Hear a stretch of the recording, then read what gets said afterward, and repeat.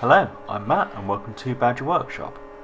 The other week I made a coffee table and I wanted to make it out of some oak scraps I had, but I didn't quite have enough and it ended up being made out of pine. I want to make a floating mantle, so I found the longest bit of pine to match and I'm going to use that. To attach it to the wall I've got these floating shelf brackets. As you can see, the screw is slightly off centre so you can twist it to get a perfect fit in the hole. The link to these bolts are on my Amazon page, linked below the video, with some of the other tools I use as well.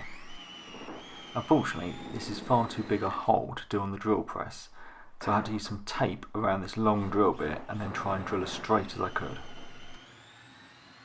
I wanted the mantle to have a bit more character, so I got out the angle grinder with a flat disc and did some rudimentary carving just to make it look a bit bashed up and rustic. This was a very quick process and very messy, but unfortunately it was a bit of a drizzly day when I did it, but I definitely recommend doing it outside. With these kind of things I find it's easy to go too far, so I stopped before I went crazy and then gave everything a sand down.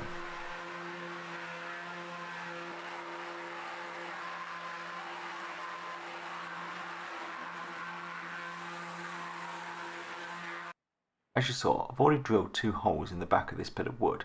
Now I need 2 corresponding holes in the wall. First I held it up with a level and got it roughly where I wanted it. I think someone else holding it up so I could stand back and look at it would have been better. But in the end I was pretty pleased with where I positioned it. I used a ruler and a pencil to do some marking out, referencing off the bottom of the bit of wood and then the edges of the fire and then working out where the centre line would be, and then marking equal positions for the holes.